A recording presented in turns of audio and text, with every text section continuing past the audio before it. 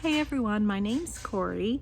For those of you that watched my videos before, I had told you that I needed to get a hysterectomy, but I never told you why.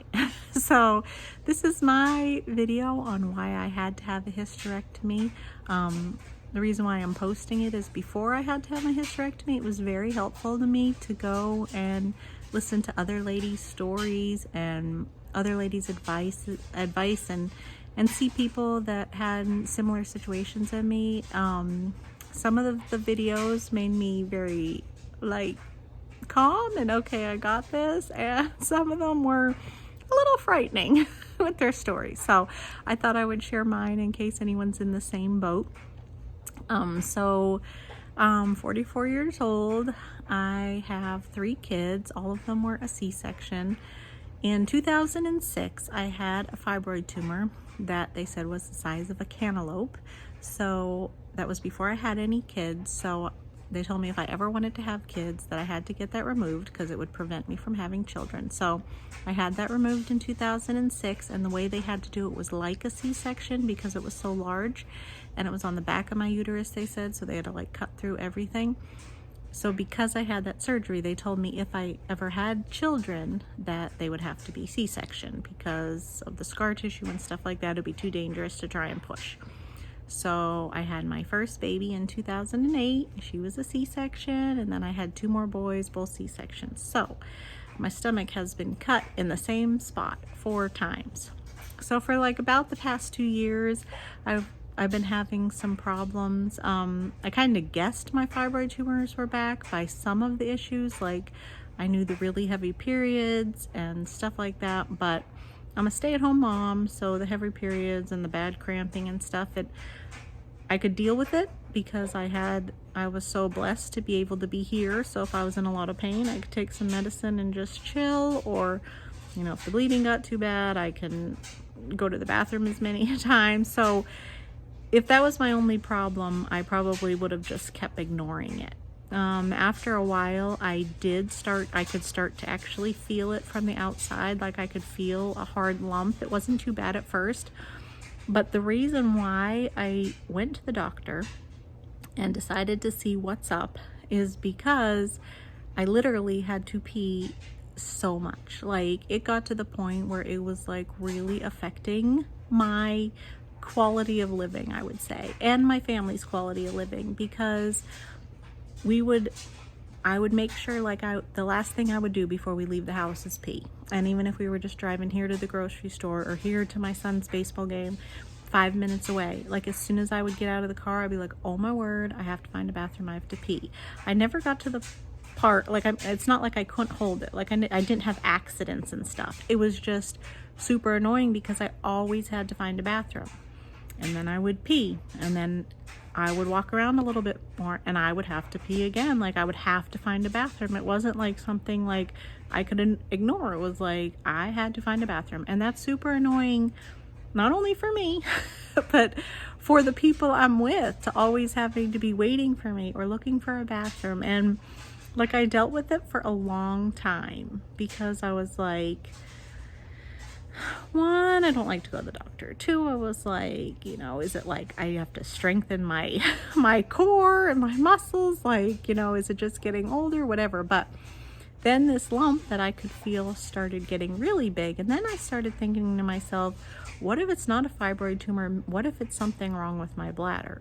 So I finally went to a doctor. It was a little over a year ago. And I told my problems to this doctor. She just took my word for it that I had fibroid tumors. She it was she was letting me diagnose myself. She wasn't really going to check anything. She didn't check anything with my bladder. And the way she talked to me was I was wasting her time. I was an idiot.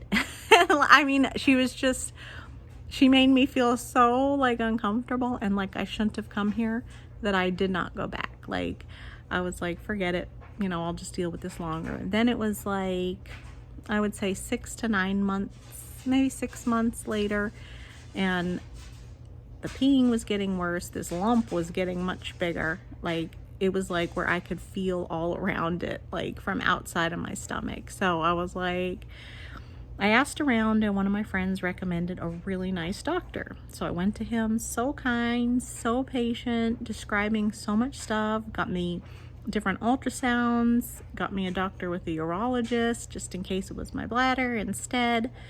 So nice. So we did the ultrasounds and he called me back. He was like, yes, you have more than one fibroid tumor. And my guess is that's what's causing the pressure on your bladder and making you have to pee so much. But he sent me to this urologist just to make sure. That doctor was even worse than the first gynecologist I went to. Like literally the worst doctor I ever went to. He was so condescending and rude, and he didn't even look at me. He was using one hand to tweeze hair out of his hand. Like he was using one hand to tweeze hair out of his other hand, and then he would switch while he just prescribed me a medicine that he said would make me not need to pee so much. He said, I don't know what the root cause is, but this will stop you from needing to pee. And in my opinion, I'm like thinking, I don't want to just take medicine for something that we don't even know what's wrong, and shouldn't we find the root cause? Like, I mean, so he told me to take this medicine, I don't know what it was, for like a month and then get back to him or whatever. I left his thing, went to the front desk. She's trying to make an appointment with me. I'm like, I literally don't care what date you pick because I'm going to cancel it as soon as we leave. I walked out of his office. My husband could tell by the look on my face something's wrong. We got in the parking lot. He's like, what's wrong? I just bust out in tears. I'm like, doctor, I'm like so sick of doctors being so rude and condescending, and like I just don't even want to go. Like whatever, like I'll just deal with this. But I already had that appointment with the super nice doctor, and I did let him know that it wasn't going to work out with the urologist. So he actually called me and said he is now going to just deliver babies. So he couldn't have my case anymore, but he recommended me to another doctor. And I thought, okay, I'll give it a try, I'll see. I went, and this doctor was actually super nice too. He sat down and explained so much stuff. He got me more ultrasounds and stuff to see if anything changed, and actually it had. So he said since my last ultrasounds, the fibroid tumors had grown so much. So the big one that I could feel was also now the size of a cantaloupe, but he said there was one on top of it the size of an orange, and then there was a bunch of little ones just like pretty much lining my whole uterus. So the option of just removing the fibroid tumors, he did not recommend. One, because I've already been cut open so many times and they will just grow back, and you know, I'm not having kids anymore. I had my tubes tied with my last C-section because when I had that C-section, she told me that I had so much scar tissue from the fibroid tumor removal and my other 2 C-sections that it was dangerous for me to get pregnant again with all that scar tissue, to cut through all that again. So my tubes are already tied. I know at 44, I'm not having any more babies, unfortunately. So he said the best thing he could recommend is hysterectomy. He also said of the largest tumor, the center, like how fast it grew and got bigger and what the center of it looked like is concerning to him. So he wanted to, he wants to do robot. I already had it now. I had my hysterectomy already. I'm just going back and telling the story because I told you guys I was having one and I would let you know about it, and then I never did. So this is the fill-in. So we're going back in time. He told me he wanted to do it robotically because he did not want to have to cut through that scar tissue again. But the fibroids were too big, my uterus was too big, and the center of the biggest fibroid was concerning to him, to the point where he did not want the fibroids he didn't want to have to break them open inside me to get out if he did it robotically. Because, I mean, he was kind of saying if it's cancerous, he doesn't want that to break open inside me. So his plan of action was to put me on these shots. It was Lupron Depot were these shots, which I looked up, and they help shrink fibroid tumors. They also are for prostate cancer. So what the shots do is they like put you in like a medically induced menopause. It cuts off all your estrogen and everything. So you can get, he said I needed 3 shots, so I started in July. So I got one in the beginning of July, the one in the beginning of August, and the one in the beginning of September.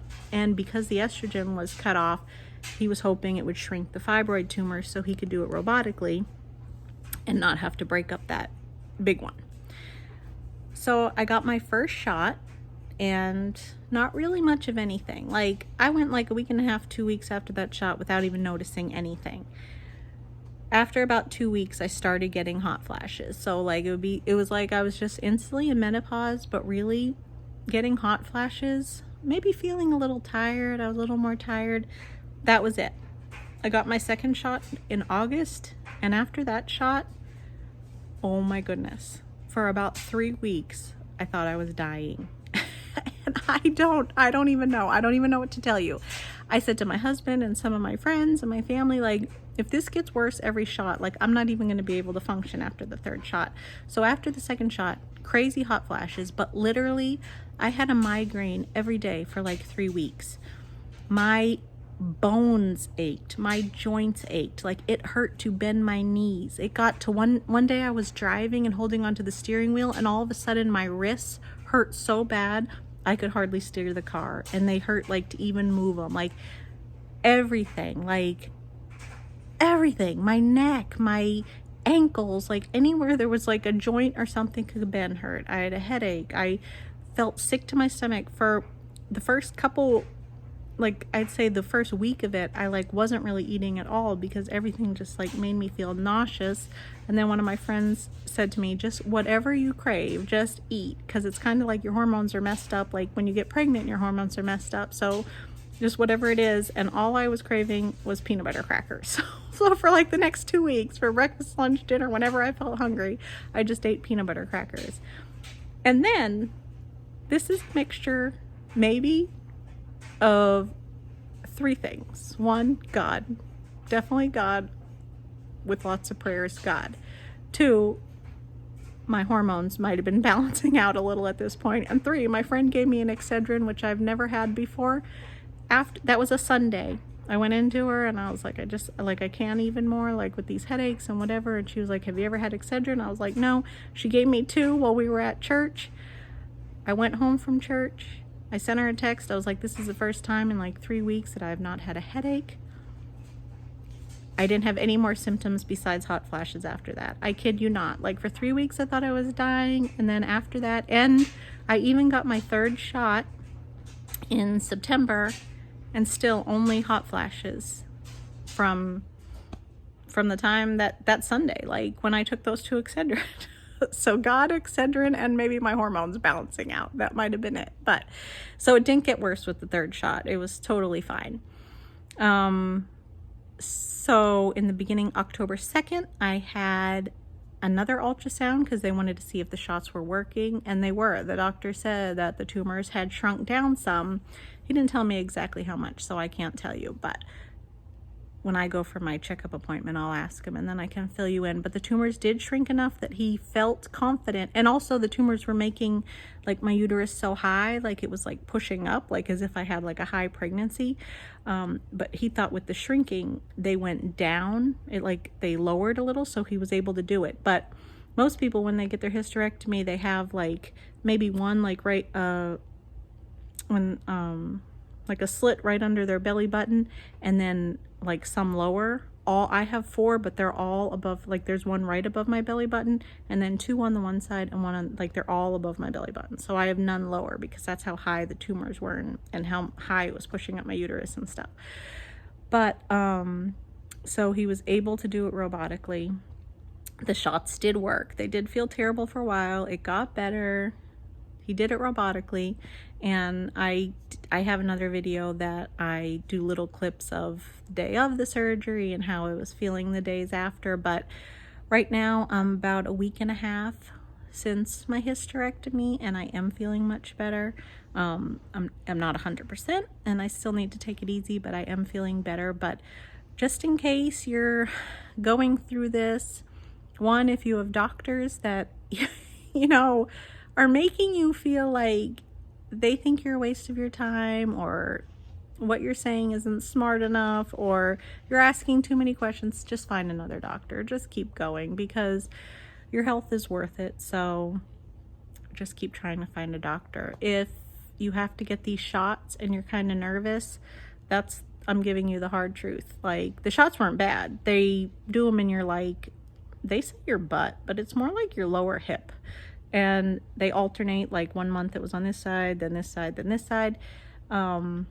The shots, they say it might burn or you might get sore or red, or I never got anything from the shots. Like, I mean, it's like a needle, so it's when you first get your shot, it's like, ooh, but the shot wasn't painful and I didn't get any bruising or redness. So they say you could, but for me, it wasn't bad.